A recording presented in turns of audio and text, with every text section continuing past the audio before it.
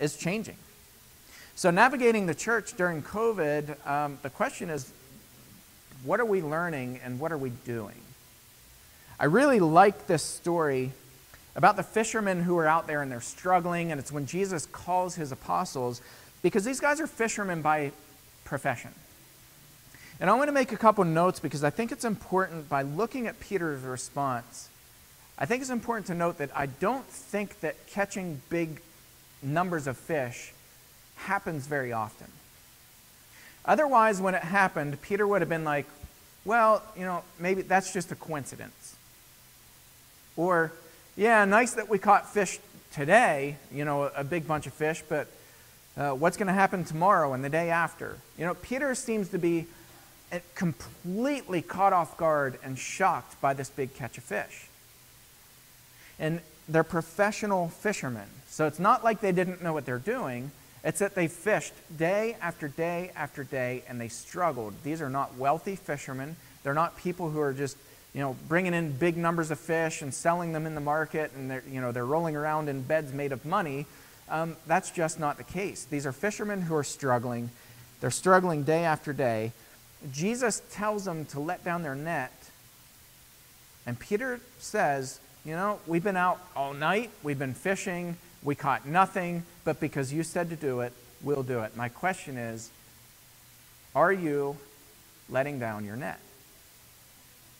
Think about how many times we've struggled, and you might be sitting here saying, well, yeah, I let my net down all the time, and I've spent my life serving the Lord, and I've given my life and my time to the church. I've given my money to the church, and I've just not seen much movement. I've not seen many people come into the Lord. I've not seen many conversions.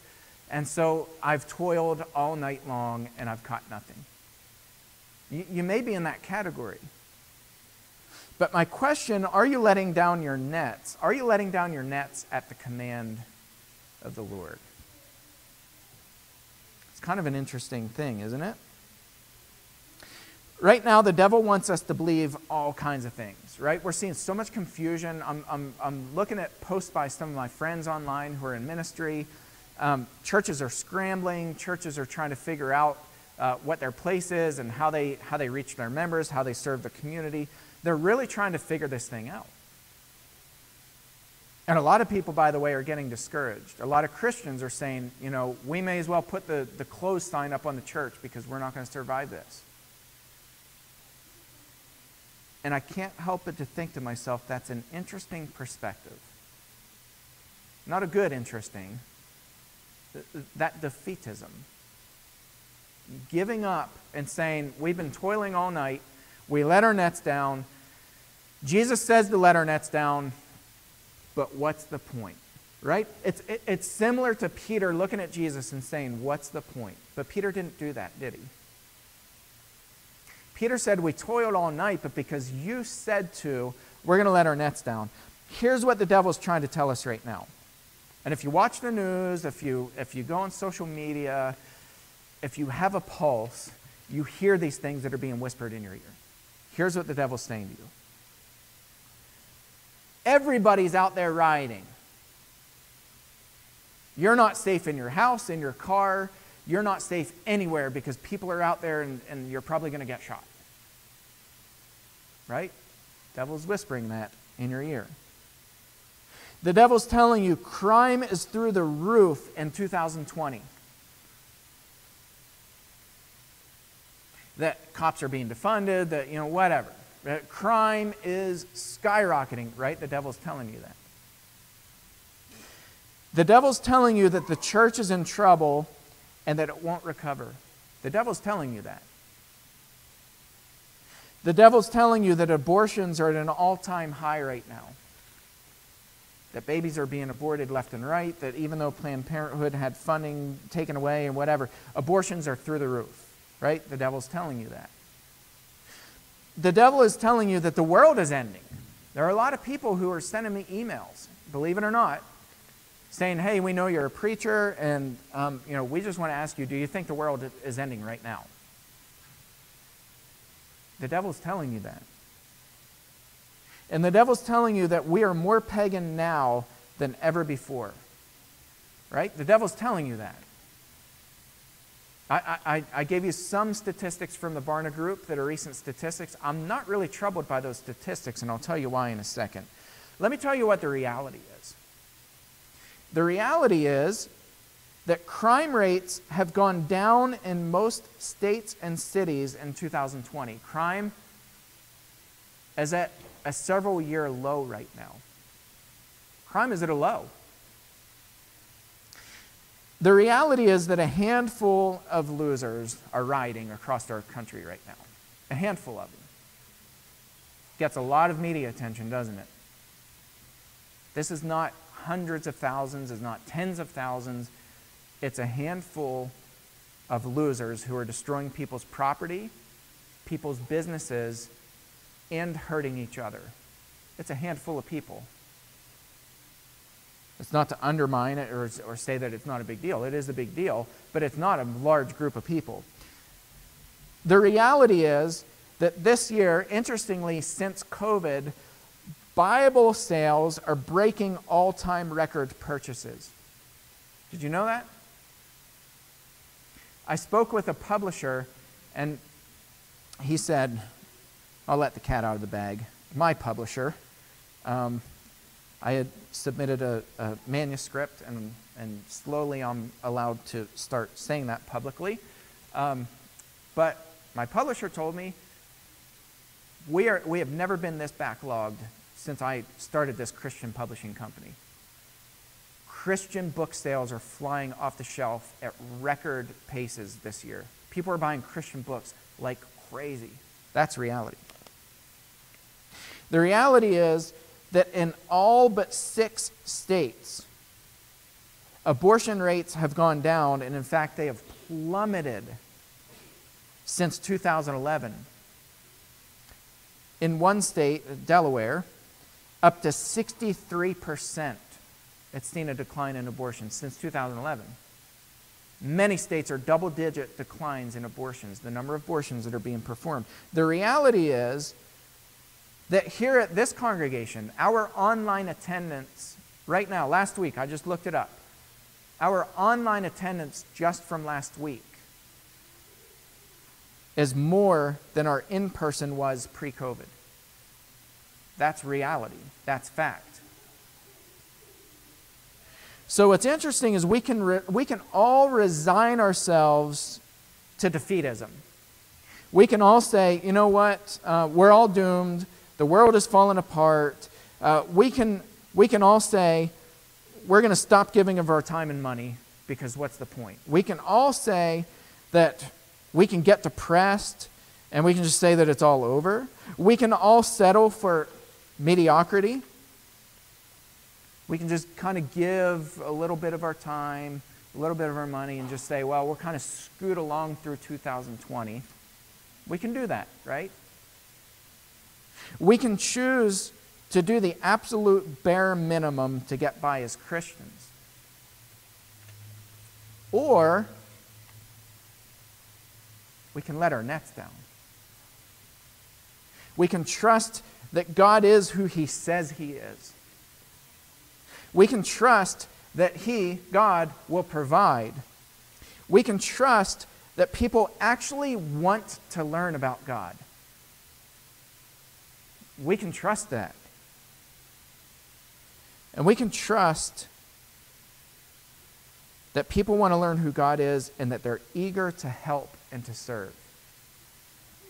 We can trust that God will multiply whatever we give Him, but that we have to be willing to give, right? Because God doesn't just rain these magical blessings down and be like, oh, I'm going to increase, the number of people who believe in me, and I'm going to increase, the way that you're able to help monetarily to support people because you call yourself a Christian. God doesn't work that way. We've got to be willing to give. We've got to be willing to give of our time, of our money. We've got to be willing, at the beginning you heard me ask people who are watching online to share. It's a simple thing, hit share. We've got to be willing to invite people to join us in worship. We've got to be willing to do it. And if you are strongly or stingy, or if you're selfish with your time and your money, God will not perform magic. That's not who he is. And a lot of people are stingy with their time and their money, and they're like, oh, I just don't know why we're struggling. Right? A lot of churches are saying, I don't know why we're struggling. I'm hearing people say that. During COVID, I'm hearing churches, I'm hearing friends of mine resigning themselves to defeatism, saying, we may as well put a closed sign on the door. We're just going to stop worshiping.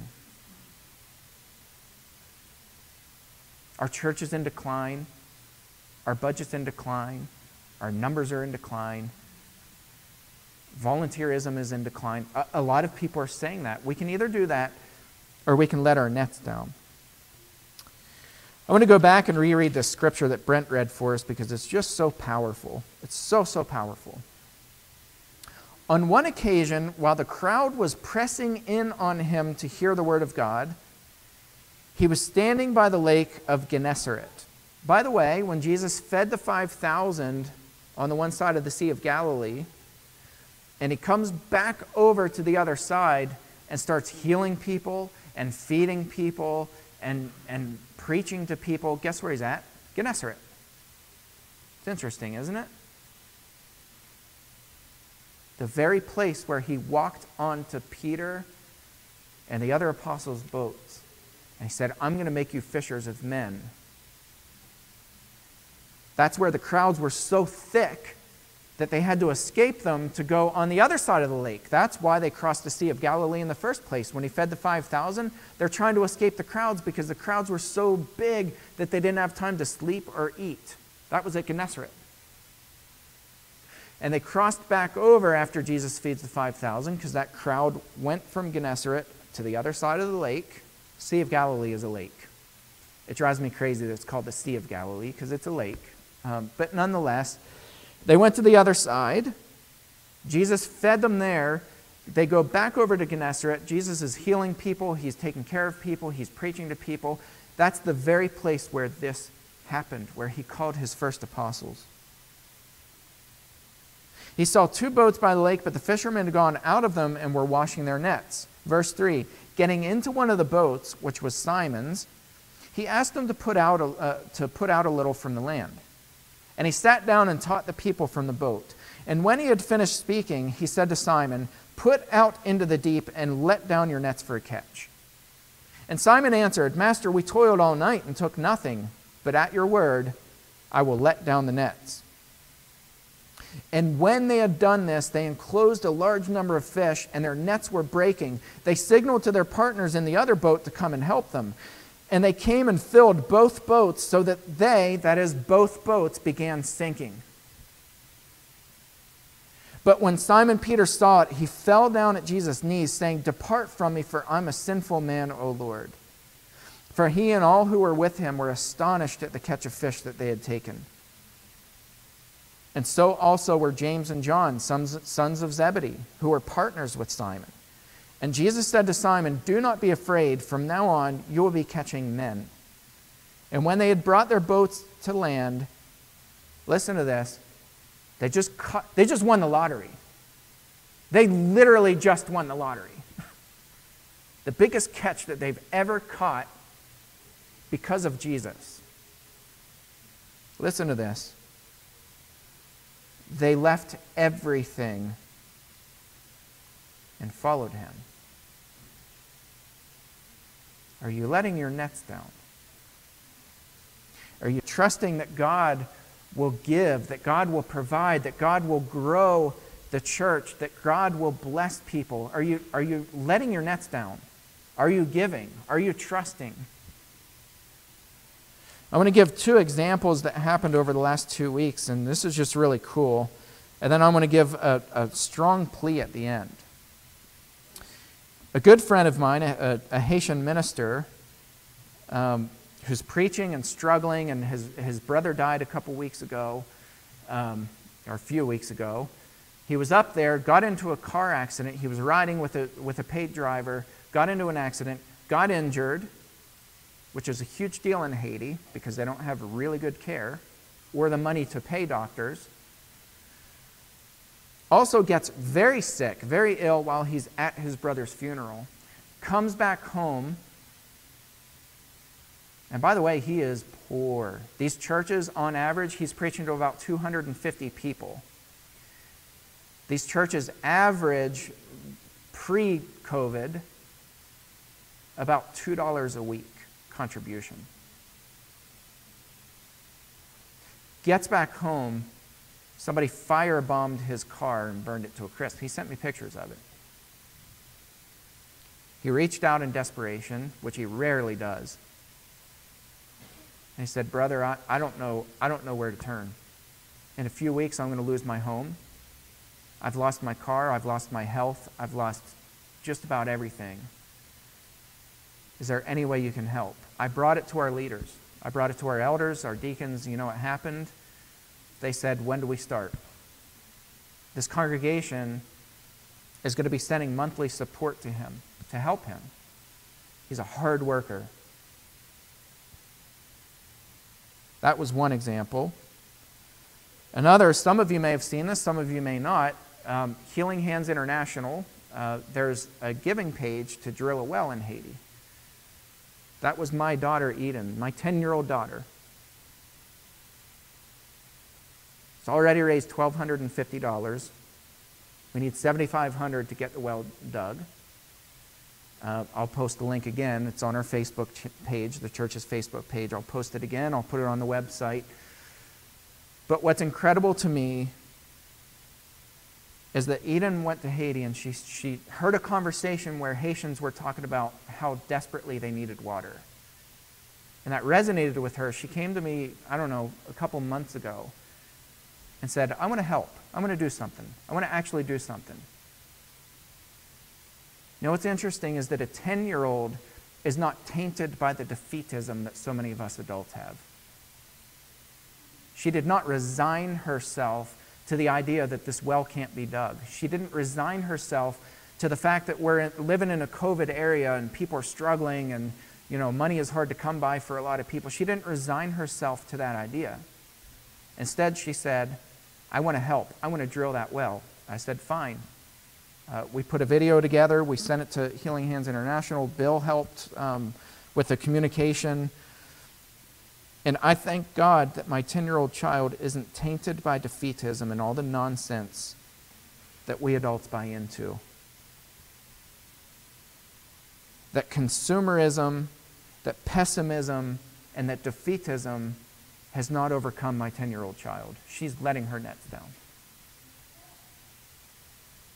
We've got to have faith. And we've got to drop our nets at the Lord's command. I promise He will bless it. For those of you who are listening online, if you're not contributing monetarily, if you're able to and you're not, I would urge you to do it.